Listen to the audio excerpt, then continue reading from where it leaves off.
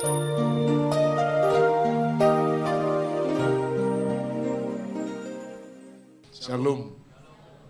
Selamat pagi semua saudara yang dikasihi dalam Kristus Yesus Tuhan. Ini adalah minggu yang ketiga pada bulan yang ke-9. Jadi hari-hari kita akan terus dipacu dan mau tidak mau kita akan terus diperhadapkan kepada akhir tahun.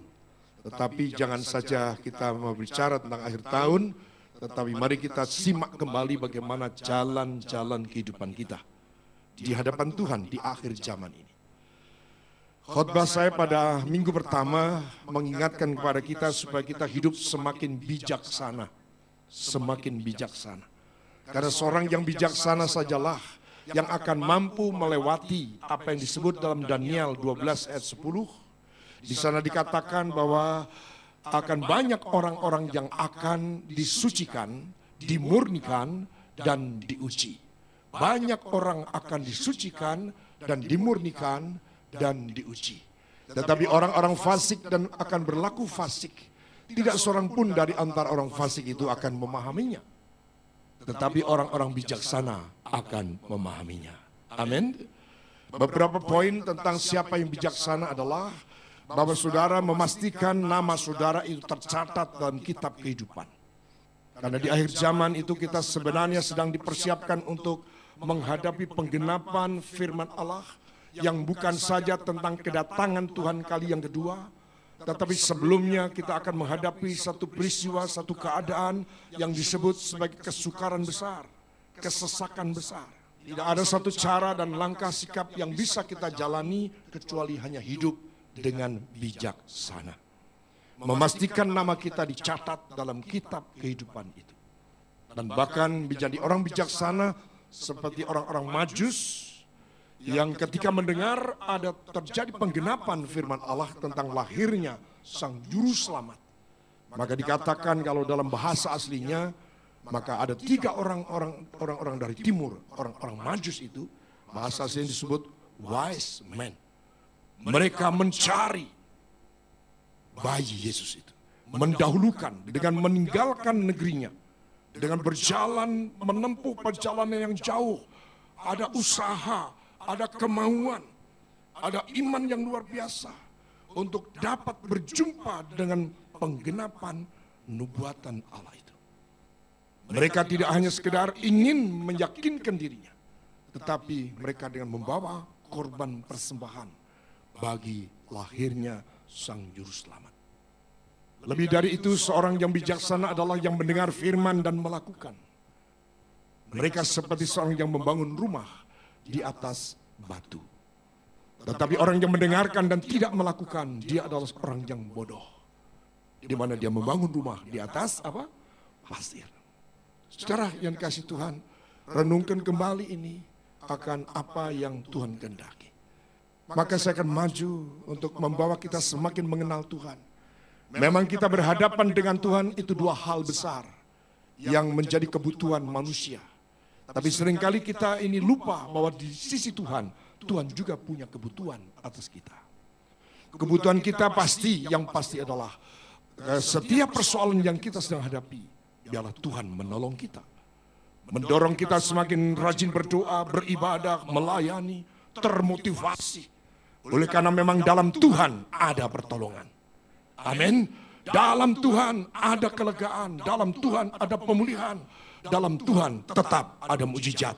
Mari berikan tepuk tangan, haleluya. Tetapi sisi yang lain yang sudah harus menjadi kerinduan kita, bukan hanya kerinduan Tuhan, adalah karakter. Pembentukan manusia baru yang Tuhan inginkan. Kalau Dia tidak inginkan kita menjadi manusia baru, Dia tidak perlu datang ke dalam dunia ini menderita mati di atas kayu salib. Tetapi karena kerinduannya, supaya sungguh-sungguh menjadikan setiap orang yang percaya itu menjadi manusia baru. Bebas dari dosa, bebas dari hukuman akibat dosa. Dan tidak lagi hidup dengan cara-cara yang lama. Bukan dengan cara duniawi, tetapi dengan cara-cara surgawi. Maka Dia datang untuk mati di atas kayu salib. Jadi ada 2 hal besar. Yang pertama tentang kebutuhan kita akan Tuhan, pertolongan sikapnya, kuasanya, mukjizatnya. Tapi hal besar yang kedua adalah pembentukan karakter. Saudara, kita buka 1 Samuel, pasal yang kedua ayat 11 sampai dengan ayat yang ke-26. 1 Samuel, pasal 2 ayat 11 sampai dengan 26. Lalu pulanglah Elkana ke Rama, tetapi anak itu menjadi pelayan Tuhan di bawah pengawasan Imam Eli. Adapun anak-anak lelaki Eli adalah orang-orang dursila. Mereka tidak mengindahkan Tuhan ataupun batas hak para imam terhadap bangsa itu, sehingga setiap kali seorang mempersembahkan korban sembelihan, sementara daging itu dimasak, datanglah bujang imam membawa garpu bergigi 3 di tangannya dan dicucukkannya ke dalam bejana atau ke dalam kuali atau ke dalam belanga atau ke dalam periuk. Segala yang ditarik dengan garpu itu ke atas diambil imam itu untuk dirinya sendiri. Demikianlah mereka memperlakukan semua orang Israel yang datang ke Silo, ke sana ke Silo. Bahkan sebelum lemaknya dibakar, bujang imam itu datang, lalu berkata kepada orang yang mempersembahkan korban itu, berikanlah daging kepada imam untuk dipanggang. Sebab ia tidak mau menerima daripadamu daging yang dimasak, hanya yang mentah saja. Apabila orang itu menjawabnya, bukankah lemak itu harus dibakar dahulu, kemudian barulah ambil bagimu sesuka hatimu? Maka berkatalah ia kepada orang itu, sekarang juga harus kau berikan, kalau tidak, aku akan mengambilnya dengan kekerasan. Dengan demikian sangat besarlah dosa kedua orang muda itu di hadapan Tuhan, sebab mereka memandang rendah korban untuk Tuhan. Adapun Samuel menjadi pelayan di hadapan Tuhan, ia masih anak-anak, yang tubuhnya berlilitkan baju efod dari kain lenan. Setiap tahun ibunya membuatkan dia jubah kecil dan membawa jubah itu kepadanya apabila ia bersama-sama suaminya pergi mempersembahkan korban sembelian tahunan. Lalu Eli memberkati Elkana dan istrinya, katanya, Tuhan kiranya memberikan keturunan kepadamu dari perempuan ini pengganti yang telah diserahkan kepada Tuhan. Sesudah itu pulanglah mereka ke tempat kediamannya, dan Tuhan mengindahkan Hana, sehingga dia mengandung dan melahirkan 3 anak laki-laki dan 2 anak perempuan lagi. Sementara itu makin besarlah Samuel yang muda itu di hadapan Tuhan. Eli telah sangat tua apabila didengarnya segala sesuatu yang dilakukan anak-anaknya terhadap semua orang Israel, dan bahwa mereka itu tidur dengan perempuan-perempuan yang melayani di depan pintu kemah pertemuan. Berkatalah ia kepada mereka, mengapa kamu melakukan hal-hal yang begitu? Sehingga ku dengar dari segenap bangsa ini tentang perbuatan-perbuatanmu yang jahat itu. Janganlah begitu, anak-anakku. Bukan kabar baik yang ku dengar itu, bahwa kamu menyebabkan umat Tuhan melakukan pelanggaran. Jika seorang berdosa terhadap seorang yang lain, maka Allah yang mengadili, yang akan mengadili. Tetapi jika seorang berdosa terhadap Tuhan, siapakah yang menjadi perantara baginya? Tetapi tidaklah didengarkan mereka perkataan ayahnya itu, sebab Tuhan hendak mematikan mereka. Tetapi Samuel yang muda itu semakin besar, semakin disukai, baik di hadapan Tuhan maupun di hadapan manusia. Semua kita berkata, amin. Saudara yang kasih Tuhan, dalam beberapa bulan atau beberapa minggu terakhir paling tidak, saya ada dalam pergumulan-pergumulan yang sangat berat. Tapi ringkasnya, kalaupun saya tidak harus menceritakan pergumulan yang seperti apa, maka ternyata Tuhan mengingatkan kepada saya tentang 2 hal tadi. Apa yang kamu butuhkan dan apa yang Tuhan kehendaki. Di depan tadi saya sudah sampaikan bahwa yang pertama, hal yang besar, yang wajar dan itu memang menjadi kebutuhan kita adalah campur tangan Tuhan dalam kehidupan kita. Pertolongan Tuhan atas setiap masalah-masalah yang kita hadapi. Kita merindukan supaya doa-doa kita dijawab. Kita merindukan supaya kehidupan kita semakin baik, pekerjaan kita semakin diberkati, usaha kita semakin diberkati, anak-anak kita bertumbuh, sekolah mereka sukses, dan keluarga dan nikah kita pun diberkati oleh Tuhan. Itu hal yang sangat wajar dan memang demikianlah seharusnya kerinduan kita di dalam kita memiliki iman kepada Tuhan. Tetapi seperti yang juga sudah saya katakan tadi di depan, bahwa dalam pergumulan-pergumulan itu saya diperhadapkan pada dua hal besar. Tentang kebutuhan kita sebagai umat Tuhan di hadapan Tuhan. Tapi ternyata juga kebutuhan Tuhan di hadapan kita untuk Tuhan. Yaitu karakter. Saudara, kita seringkali mengabaikan tentang hal ini. Kita sudah begitu lama beribadah, bahkan sudah melayani. Tetapi Tuhan tidak mendapati kehidupan kita ada perubahan. Kita menjalani ibadah, kita menjalani doa-doa kita menjalani pelayanan kita. Waktu berdoa ya berdoa, waktu ibadah yang beribadah, waktu melayani yang melayani. Tapi waktu yang terbanyak di luar doa, ibadah, dan pelayanan, kehidupan kita masih seperti orang dunia yang tidak mengenal Allah. Ini yang ternyata saya menangkapnya sebagai kesedihan hati Tuhan. Maka kita mau belajar tentang hal ini. Atau saya sebelumnya mau bertanya kepada saudara, adakah saudara hanya datang kepada Tuhan untuk supaya Tuhan segera menolong persoalan kita? Atau adakah saudara yang sedang ada dalam pergumulan berat? Adakah saudara yang sedang ada dalam kesesakan yang sangat berat? Tetapi saudara datang kepada Tuhan untuk saudara berdoa, melalui doa-doa saudara berkata, Tuhan, aku percaya melalui persoalan yang aku hadapi ini, Engkau sedang membentuk manusia baru bagiku. Amin. Di saudara bahkan mungkin sudah mendengar pemberitaan ini dari saya. Yang tidak lama, mau dalam catatan saya. Itu dalam bulan yang lalu, bisa saya menyinggung dan menyampaikan. Tapi dalam pergumulan itu Tuhan seperti mendorong kembali. Tentang pentingnya kita memahami apa yang jadi kerinduan Tuhan ini.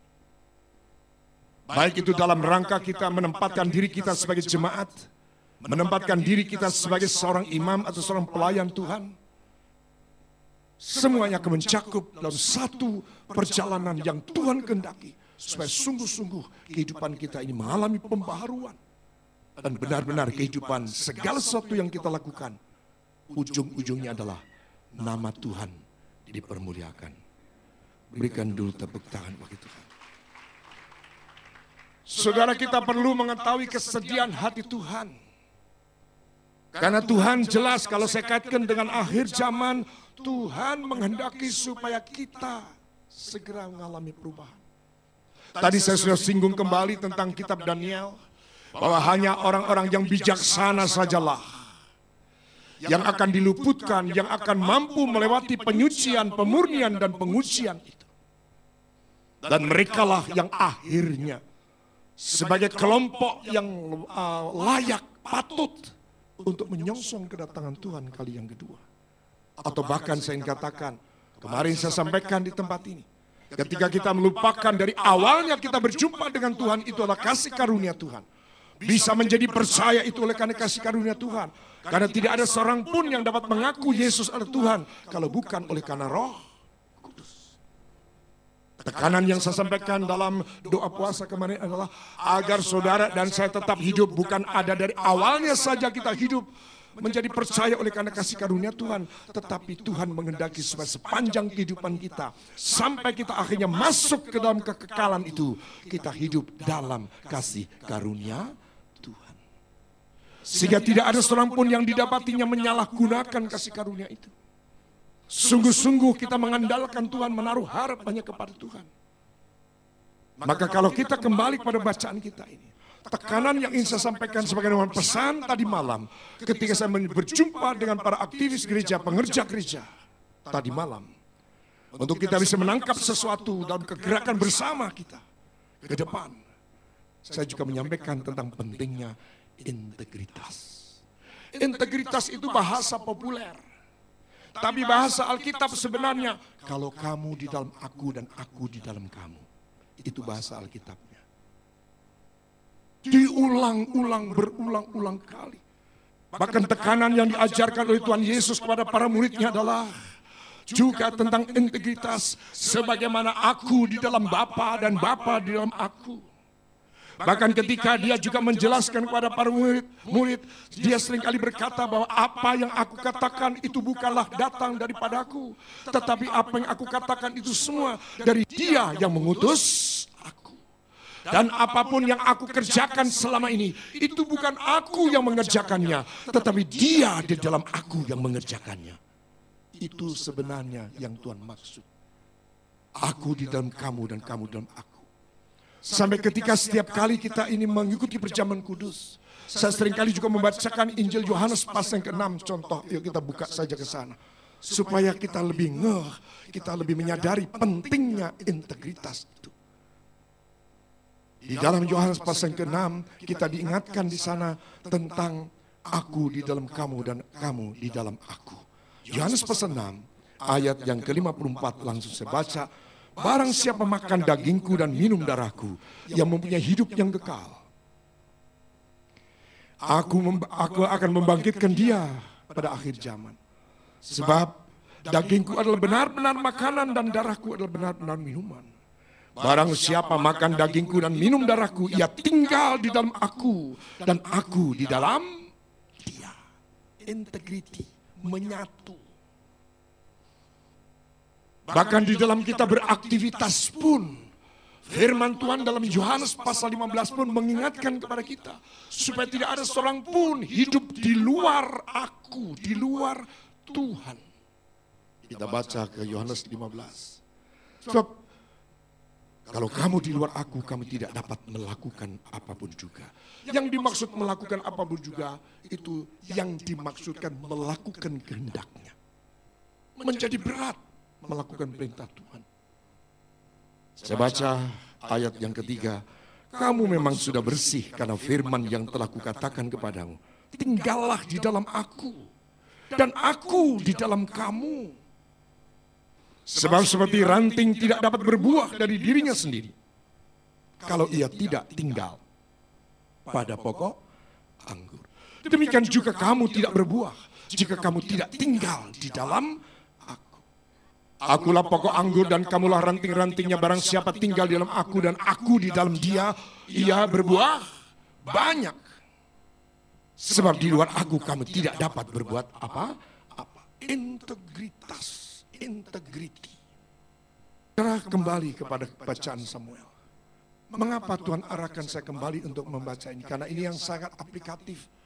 Yang setiap hari sebagai orang-orang yang beribadah kepada Tuhan, maka kita diajarkan bagaimana kita bisa membuktikan bahwa kita integriti dengan Tuhan.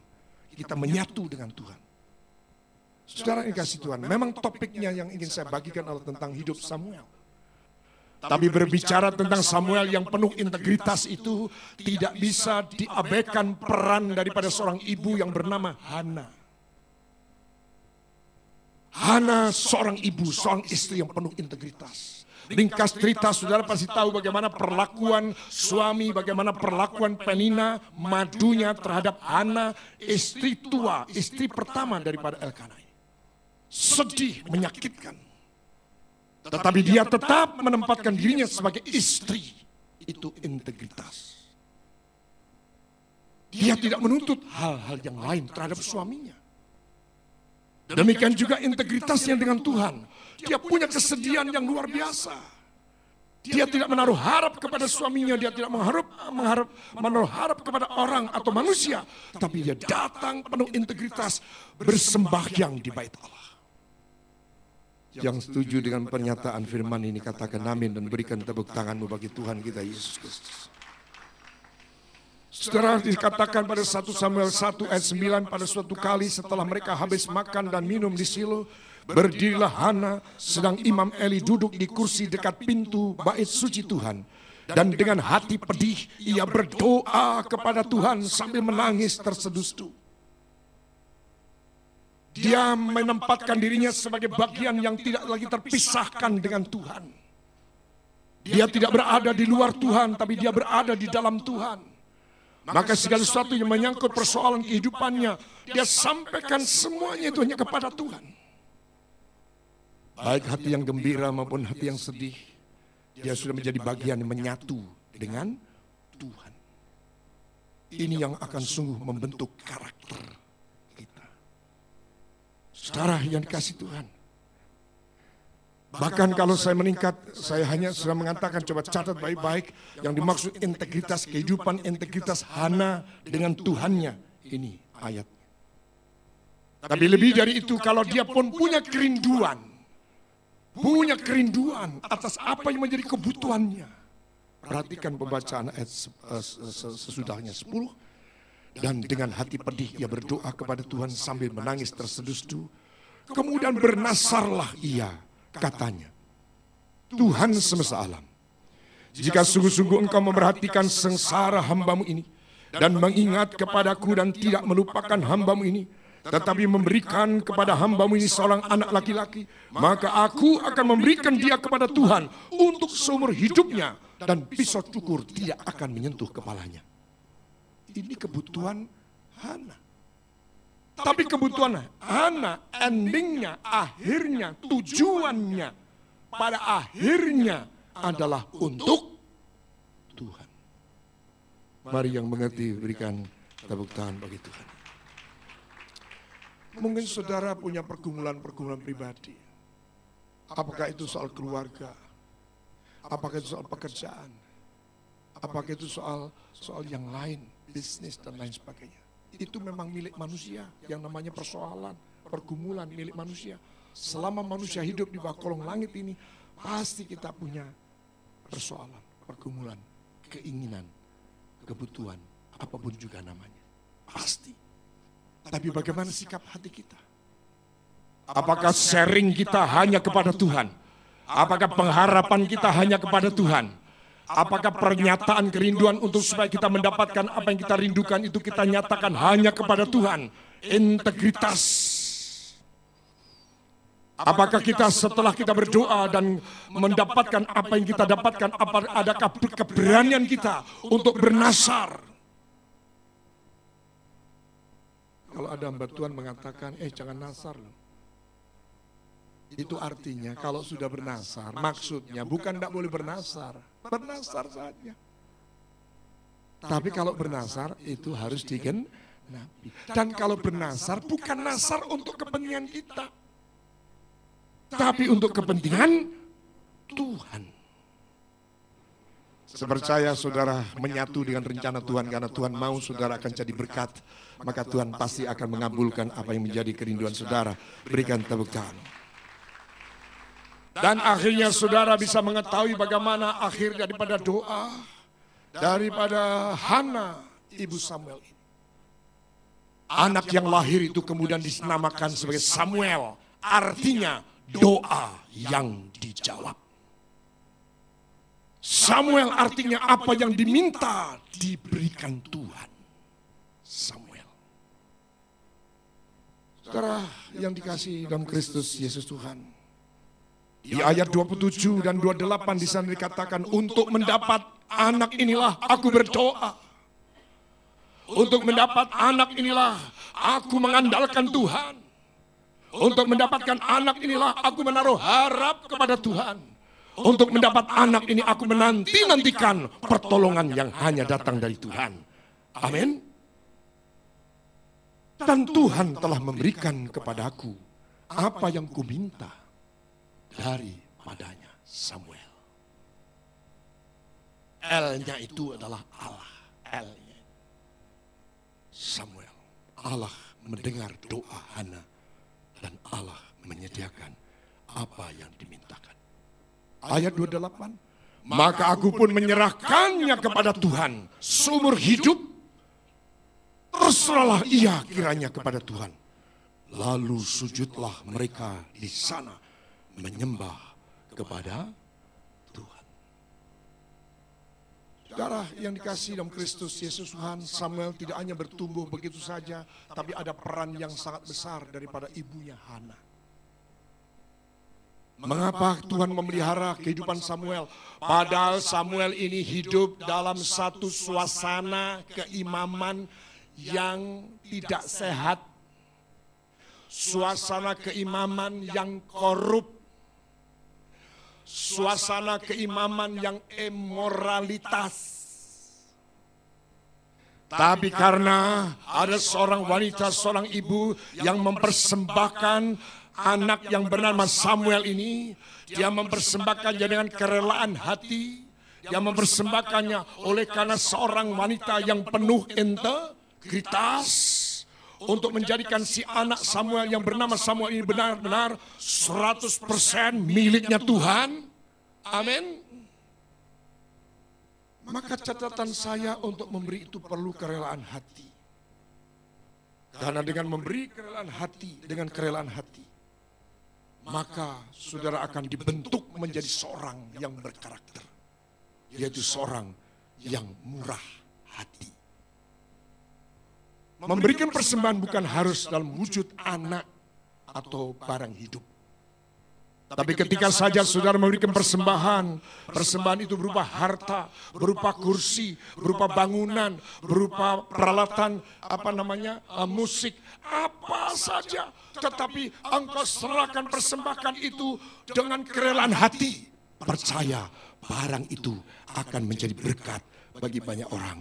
Dan barang itu mempermuliakan nama Tuhan. Ini yang coba perlu kita bangun. Ini berbicara karakter. Ini berbicara tentang sikap hidup kita sebagai orang-orang percaya. Yang perlu, jangan ada keterpaksaan, jangan ada duka cita, kata Korintus. Jangan memberi dengan duka cita, dengan susah hati.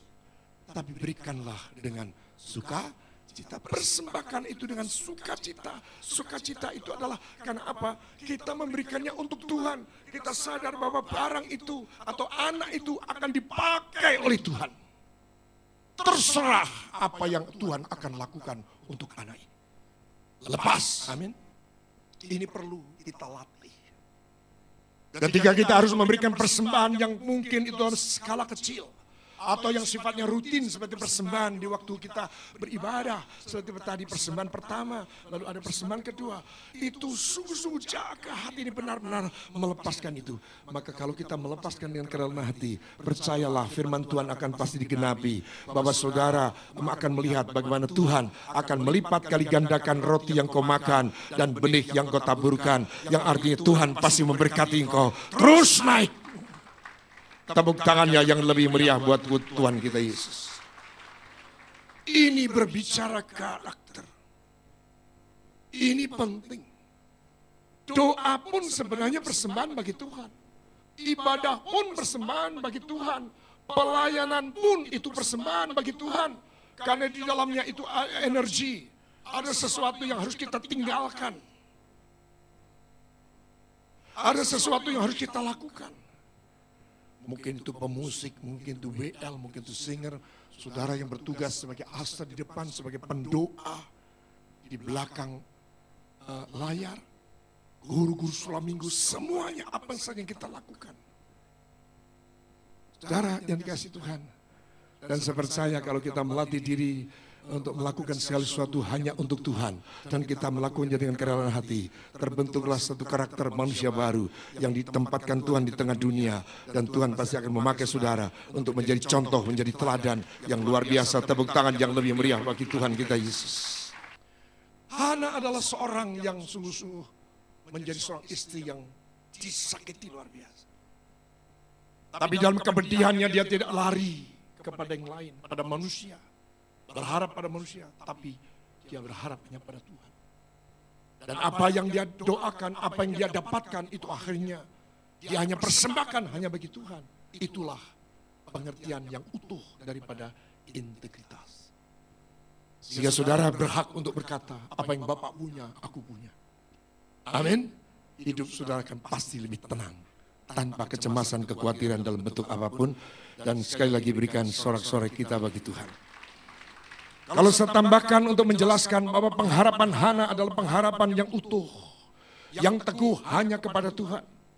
Kalaupun Hana merindukan seorang anak, maka anak yang dirindukan itu bukan hanya sekedar untuk melepaskan aibnya.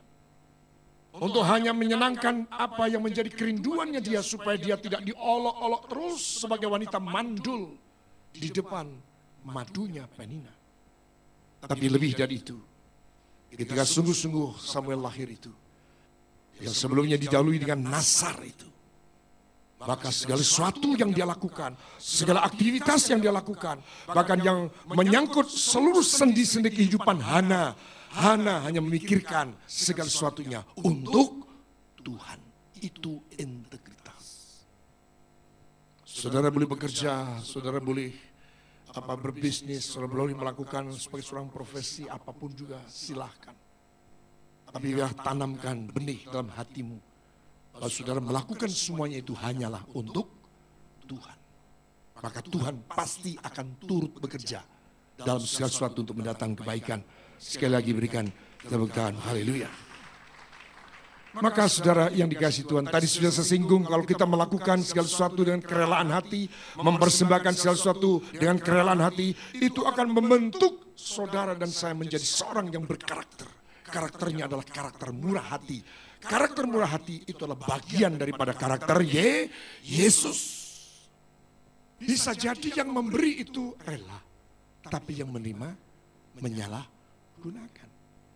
Yang saya ingin katakan, kalau saudara pihak memberi atau saudara pihak menerima, hendaklah segala sesuatu tujukan untuk kemuliaan Tuhan. Berikan tepuk tangan bagi Tuhan. Saudara yang dikasihi Tuhan, bagaimana si Samuel ini bertumbuh. Di sana dikatakan dalam ayat 18, adapun Samuel menjadi pelayan di hadapan Tuhan, ia masih anak-anak. Ya, karena waktu diserahkan itu dia pisah susu atau disape. Saudara bisa bayangkan anak ini masih mungkin baru berjalan.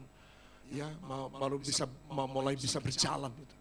Dan dikatakan di situ setiap tahun ibunya membuatkan dia jubah kecil dan membawa jubah itu kepadanya apabila bersama-sama suaminya pergi mempersembahkan korban sembelihan tahunan. Diganti baju-baju kecil, baju efod itu. Saudara yang dikasihi Kristus, Samuel tetap tumbuh dalam suasana keimaman yang korup. Dikatakan tadi, saya katakan korup adalah imam-imam yang ada, terutama dua anaknya, Hofni dan Pinehas dari anak-anak Eli ini. Mereka mempermainkan korban-korban persembahan jemaat untuk Tuhan. Di sana dikatakan, sekarang juga harus kau berikan, kalau tidak, aku akan mengambilnya dengan kekerasan. Dengan demikian besarlah dosa kedua anak muda, seorang muda itu di hadapan Tuhan. Sebab mereka memandang rendah korban untuk Tuhan. Samuel tumbuh dalam suasana keimaman yang korup, dalam suasana keimaman yang tidak sehat. Bahkan Imam Eli pun tidak bisa dijadikan contoh. Kita seringkali kalau melihat ada imam seperti ini sudah langsung minggat saja. Kita lupa ada resep yang ampuh yang membuat saudara tetap diselamatkan kalau saudara hidup dalam integritas dengan Tuhan. Berikan tepuk tangan bagi Tuhan. Bahkan pada saat Hana ini berdoa, saudara, bagaimana sikap Imam Eli memarahi yang namanya Hana ini dengan berkata seperti ini. Ayat 13, dan karena Hana berkata-kata dalam hatinya, dan hanya bibirnya saja bergerak-gerak tetapi suaranya tidak kedengaran, maka Eli menyangka perempuan itu mabuk. Lalu kata Eli kepadanya, berapa lama lagi engkau berlaku sebagai seorang mabuk? Lepaskanlah dirimu daripada mabukmu. Wow, ono wong doa malah dikatakan mabuk. Ya. Tetapi ketika dia mendapati anak-anaknya berlaku dursila, baik itu dalam soal persembahan jemaat, maupun melakukan perbuatan dursila ketika dia tidur dengan perempuan-perempuan di pintu kemah Tuhan. Apa yang dilakukan Eli? Dia hanya berkata begini. Berkatalah ia kepada mereka, mengapa kamu melakukan hal-hal begitu? Sehingga ku dengar dari segenap bangsa ini tentang perbuatan-perbuatanmu yang jahat itu. Jangan begitu anakku. Orape kue. Saya sangat tertegur saudara dalam hari-hari ini tentang pentingnya integritas ini. Sehingga beberapa hari ini waktu saya kemarin ada di Banjar mempersiapkan untuk khotbah ini. Tuhan ingatkan terus tentang Imam Eli. Tuhan ingatkan itu peringatan bagi kita para imam. Tapi Tuhan ingatkan tentang Hana. Tuhan ingatkan tentang Samuel. Tuhan juga ingatkan soal Hofni dan Pinehas. Rasanya lengkap. untuk kita. Jemaat kena, kita semua kena, Hamim imam-imam kena, saya pun juga kena melalui firman Tuhan ini. Yang mengerti, ayo katakan amin dan berikan tepuk tangan saudara bagi Tuhan Yesus. Terus didesak, saya sampai berkata, Tuhan ini sudah saya sampaikan buat teman. Tidak, aku mau supaya mereka punya integritas. Seringkali kita menjadi takut kepada manusia, tetapi tidak takut kepada Tuhan. Amin. Katakanlah staf itu kalau pimpinannya tidak ada, wah semburat tidak karuan. Tidak takut sama Tuhan. Tapi begitu pimpinannya datang, waduh ngapurancang.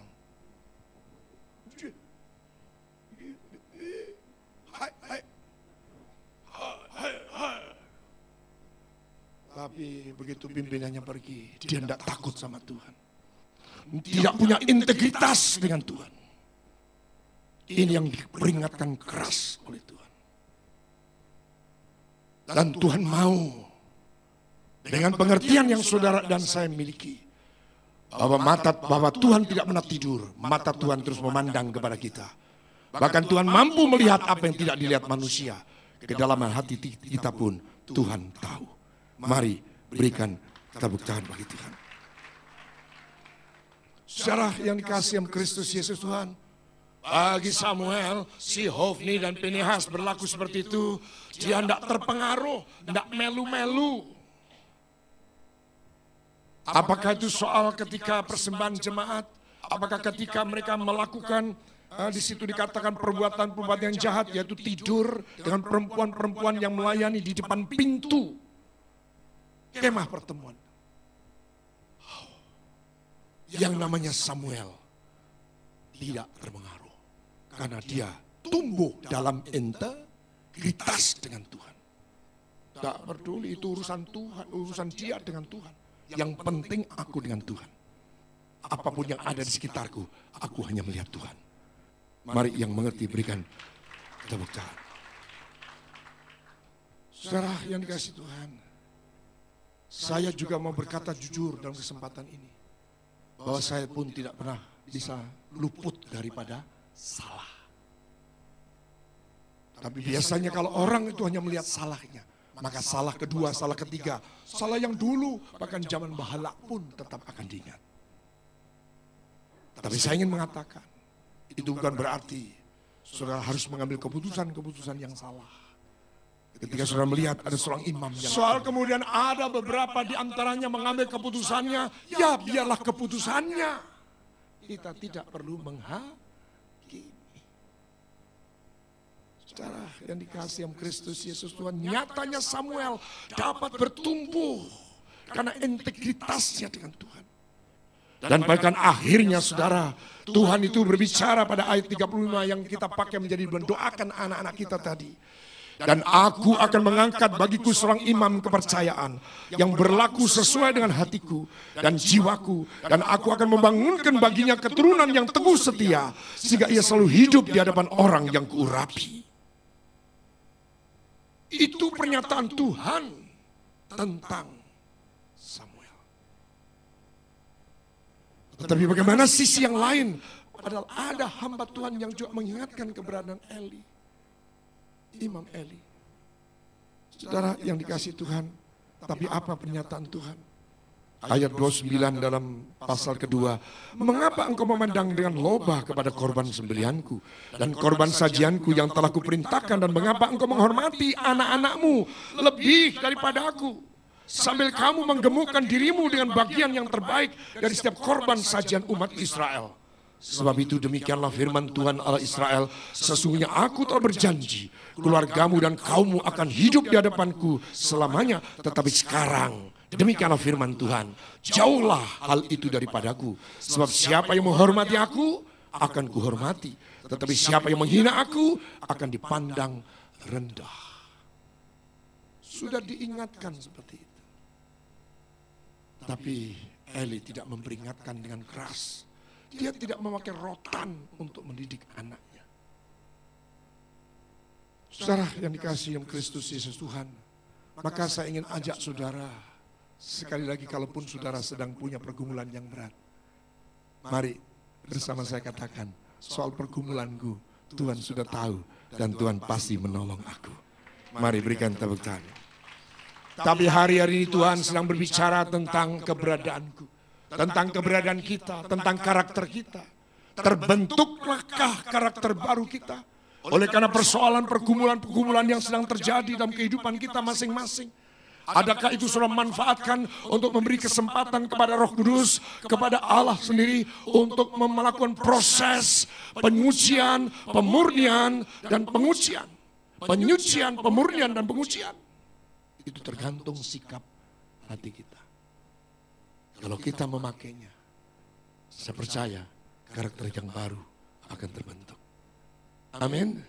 Ingat saudara, kehidupan orang Kristen, apalagi pelayanan atau pelayan Tuhan, itu selalu dibekali dengan dua hal, yaitu karakter dan karisma. Karisma termasuk dipakainya orang itu, ya, di dalam bernubuat, di dalam melakukan mukjizat, dalam pengusiran setan dan sebagainya. Prestasi-prestasinya gemilang, luar biasa. Tetapi yang membuat kita lolos dalam ujian akhir kita adalah karakter. Prestasi tidak diikutkan di sana. Ada di pertimbangan, ini karakternya juga bagus, tapi prestasinya banyak. Oh ya sudahlah, kalau kita lewat, tambahin nilainya, plus 3. Tidak. Yang membuat saudara dan saya lolos adalah karakter. Ayo yang setuju katakan amin. Dan berikan tepuk tanganmu bagi Tuhan kita Yesus Kristus. Maka di situ dikatakan saudara, ayat 26 akhirnya, tetapi Samuel yang muda itu semakin besar dan semakin disukai, baik di hadapan Tuhan maupun di hadapan manusia. Integritasnya terbangun baik untuk Tuhan maupun untuk manusia. Ada orang mengatakan, pokoknya nggak peduli soal manusia. Yang penting aku Tuhan, aku Tuhan. Ada orang mengatakan, yang penting perbuatan baik sesama. Tidak peduli dengan Tuhan. Tidak, harus dua-duanya. Vertikal dan horizontal, Tuhan dan manusia. Itu integritas yang benar. Mari yang diberkati Tuhan berkata amin. Dan berikan tepuk tangan yang lebih meriah bagi Tuhan kita Yesus Kristus. Percayalah kalau ada saja kemauan saudara dalam hari-hari ini supaya Tuhan membentuk karakter saudara menjadi karakter yang lebih baik. Saya percaya pergumulan saudara seberat apapun, Tuhan tidak akan tinggal diam. Tuhan pasti memberikan kado, memberikan bonus dengan memberikan berkat yang lebih besar dari apa yang kita butuhkan. Sekali lagi katakan amin dan berikan sorak-sorak kita bagi Tuhan yang luar biasa baik.